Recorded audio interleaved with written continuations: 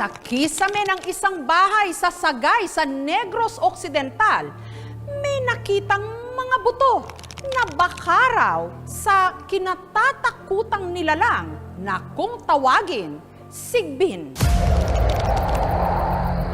na buwan nang hindi pinapatulog si Archie ng mga misteryosong kaluskos mula sa kisame ng kanilang bahay.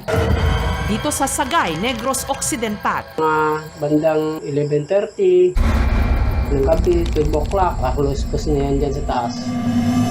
Akala ko pusa lang yun. At tuwing maririnig daw niya ang misteryosong kaluskos, sunod namang namimilipit sa sakit ang kanyang tiyan.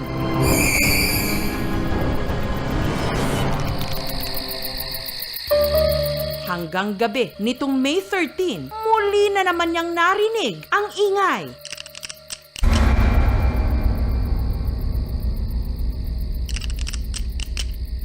Kumuha ko ng flashlight.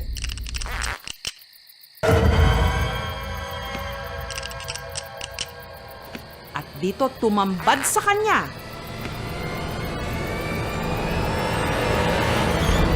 ang buto ng hayop.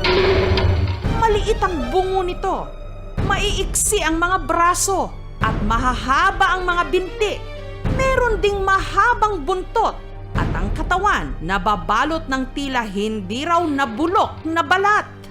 Yung pusa, ang laki yung bungo nun. Pag namatay, ito, sobrang liit ng ulo. Ang laki ng mata, ang taas ng buntot. Hindi naman masyado mataas yung sa pusa eh.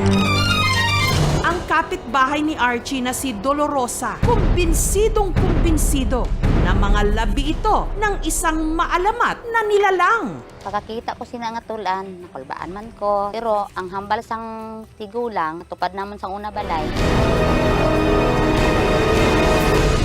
Inang sigbin. Ang sigbin, umaatake raw tuwing gabi para sumipsip ng dugo ng kanyang bibiktimahin. Sigbin ay isang uri ng halimaw kung saan nagbabago ng anyo ito.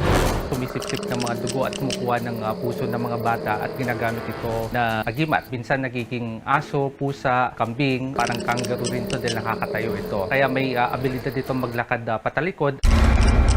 Si Dolorosa kasi, minsan na raw nakainkwentro ng sigbin. Ang gabusong ko sa akong subang, ti siyempre amon balay, gamay lang. Ti nangnugid ko sa akong iloya sang sigbin ko no ina.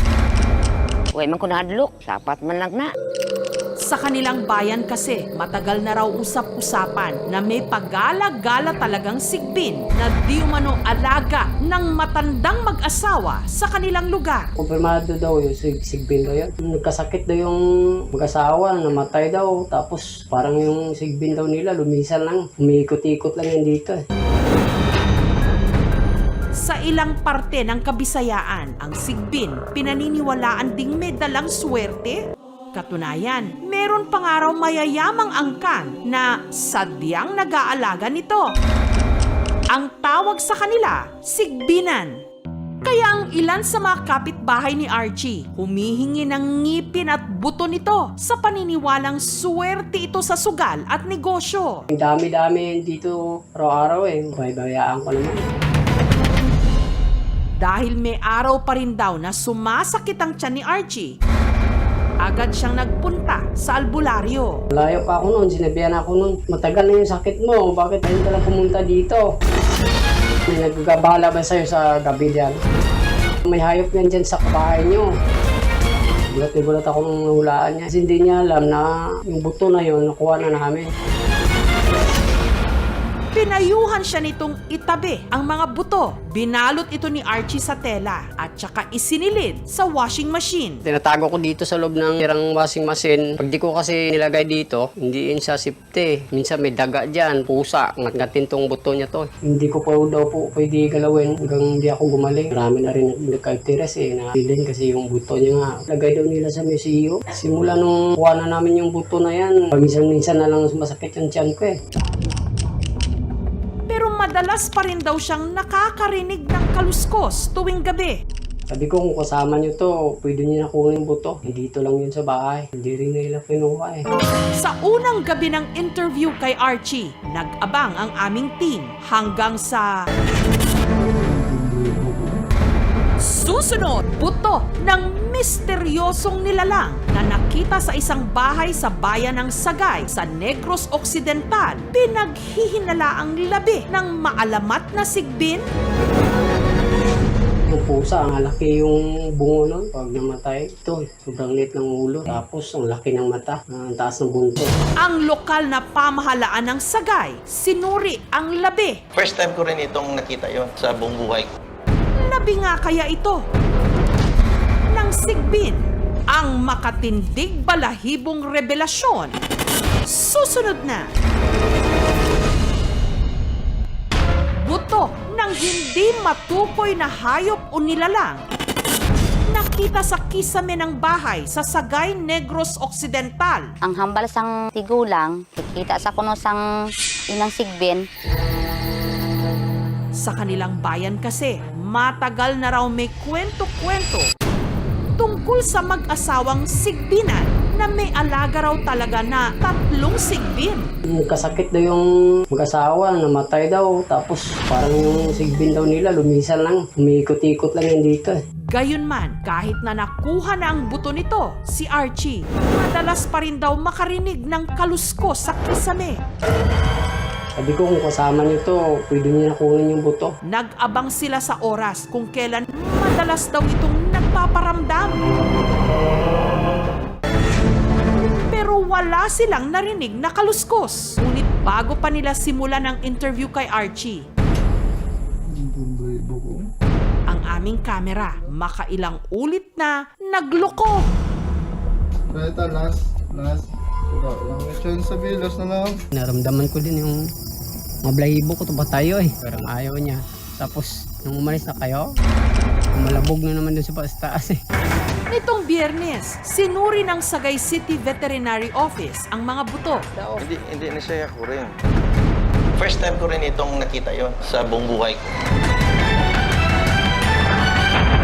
Pero ayon sa kanila, hindi ito sigbin, kundi uri ng paniki na kung tawagin, kagwang o Philippine Flying Lemur. 6 na buwan, 5 buwan na siguro yun. Parang na-preserve. Yung sa scapula ng shoulder, malapad. Sabi ko, lumilipad to. May pakpak talaga na nakadikit sa skin niya. Parang siyang glider. Hindi siya Hindi. sigbin. No. Parang naka-migrate lang siya dito sa atin eh. They exist and then hindi dapat katakutan. Samantala, para malaman din ang dahilan ng pananakit ng tiyan ni Archie, ipinasuri siya sa doktor. Mayroong pain sa right side ng abdomen niya. Pero wala akong makita na may mass o anything. Except lang, pag itusok ko na ipalalim-lalim ko, maramdaman niyang sakit. Sa mga liblib na kabayanan, may mga naniniwala pa rin sa maalamat na mga nilalang katulad ng sigbin. Patunay na buhay pa rin sa mga kwento-kwento ng bayan.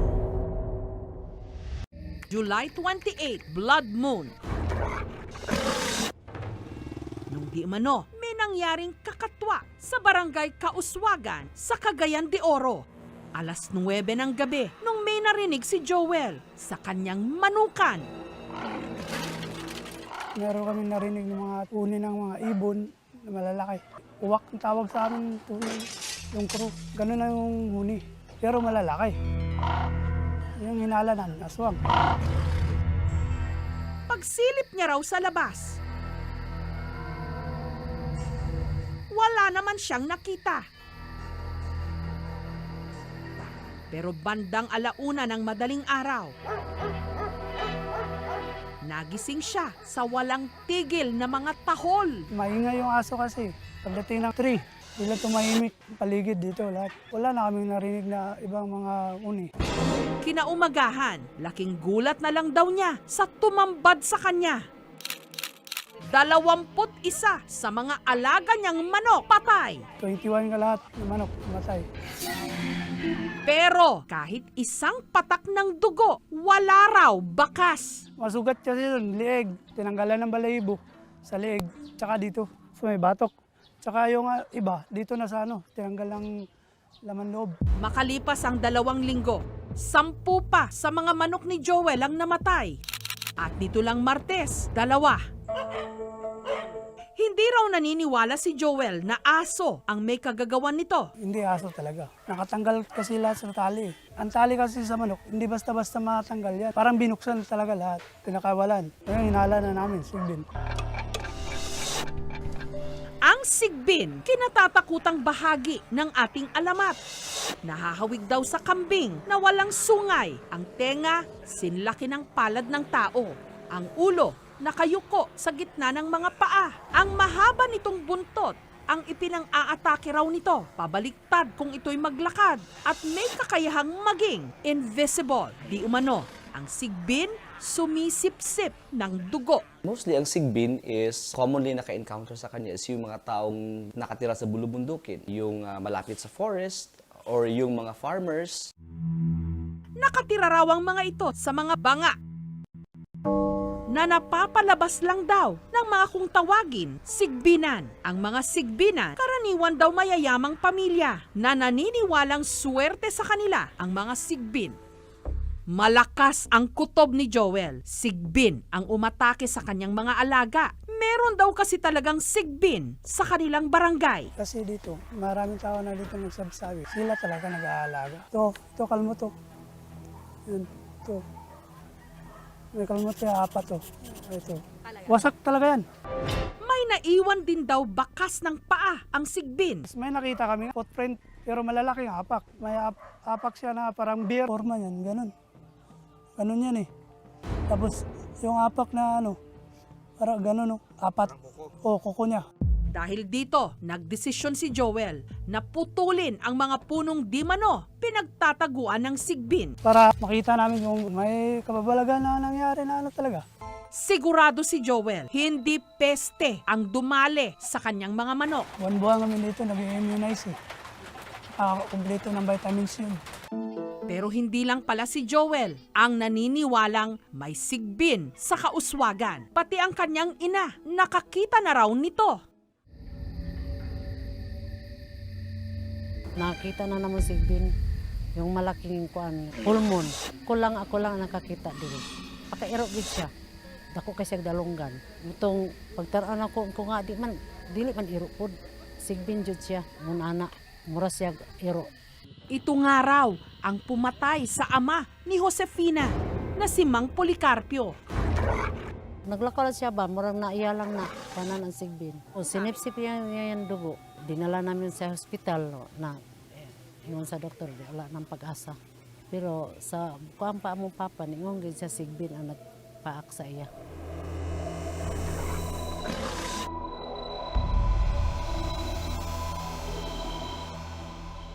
Mula noon, naging mas maingat na raw ang pamilya ni Josefina at ang kanilang panangga sa sigbin, bawang. Nilagyan namin ng bawang yung puwerta namin, yung bintana, kaya kasi merong sigbin. Nagtanong kami sa iba pang mga tiga-barangay Kauswagan kung alam din ba nila ang kwento tungkol sa sigbin. Naniniwala sila nung kumain ng bloody moon ba? Lumabas daw. Meron daw nag-alaga ng sigbin. Dito daw kapitbahay namin. Hanggang may nagbanggit sa aming team na meron daw isang lumang bahay kung saan di umano nakatira ito. Ang may-ari daw ng bahay na yon ang siya ring may alaga ng sigbin. Ang natitirang miyembro na lang ng pamilyang ito, si Simon, hindi niya tunay na pangalan. Pumayag siyang magpa-interview sa kondisyong hindi pakikita ang kanyang mukha. Laking gulat ng aming team sa kanyang inamin. Ang malalaman ko sa ama ko, may dati siyang sigbin. Mga kapatid ko lang nagsabi, malaking sigbin. Utusan siya ng pagpakain ng sigbin. Bata pa lang daw si Simon, may alaga ng sigbin ang kanyang ama at nagpapakita lang daw ito sa tuwing may binibigkas ang kanyang ama na nakasulat sa libreto o yung maliit na libro. Babasahin na yun, lumabas na ng sigbin. Pero nung namatay daw ang kanyang ama noong 1960s, hindi na raw nagpakita pa ang sigbin. Ang libreto raw kasi na binabasa para ito'y lumabas, di umano nilunok ng kanyang ama. Hindi man iwan ang kanya, yung libreto. Kinain niya. Kinain po ni. Kinain niya. Gayunman, kahit kailan daw, hindi pa nakikita ni Simon ang sigbin. Ang natatandaan lang daw niya, ayon sa mga sabi-sabi, mukha itong aso at ang ipinapakain daw rito, manok. malaking manok. Hindi ko na sumama saan, ba't mo sa pagkakain. Kaya sabihin mo ko ng kapatid ko, huwag ka na sumama. Baka magalit pa rin. Pero paniguro ni Simon, walang kinalaman ng kanilang pamilya sa nangyayari sa manukan ni na Joel. Iwasan nila na yung magsirsi, magpakaano, pagsira sa ilang sa amin. Wala naman ginawang masama sa kanila. Hindi man may aswang, hindi man may masamang tao. Ayon naman kay Kapitan Pedro Balite, hindi na raw bago ang mga kwento ng kababalaghan sa kanilang barangay. History and legend of Kaswagan, Quezon City is a place of witches and giants.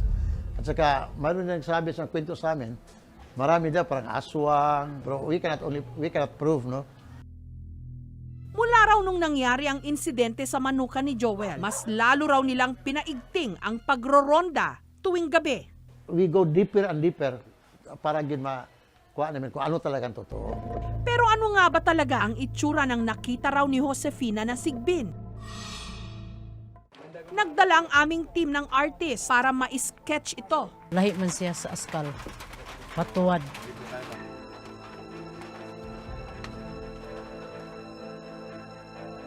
Parang malaking aso na may mga malalaking tenga. Wala pa akong nakitang ganyan na klaseng hayop at hindi namin pinag-aralan yan sa veterinary medicine na may ganyan na species. Pero ayon sa veterinaryo, hindi sigbin ang pumatay sa mga manok. So, in-examine ko talaga, personally, possible cause ng kanilang pagkamatay. Naatake sila ng mga malalaking daga. Kasi yung mga malalaking daga, ang punteriya nila, yung kanilang botsi o ang crop ng manok. Tapos, pinutol ang mga ulo. Hindi na rin nagtaka ang veterinaryo kung bakit walang nakitang bakas ng dugo. Ang dugo kasi ng manok, less ang volume, mga 30 cc lang. Hindi mo makikita talaga na maraming dugo. Possible rin na dry up o natuyot yung dugo ng manok kasi early in the morning pa na natin nakita ang mga manok. Kalimitang nag-uumpugan ang kababalaghan at ang siyensya. Pero para sa mga nakasaksi at naniniwala, walang kababalaghan dahil sila mismo ang nagpapatotoo. Thank you for watching, mga kapuso. Kung nagustuhan niyo po ang videong ito, subscribe na sa GMA Public Affairs YouTube channel. And don't forget to hit the bell button for our latest updates.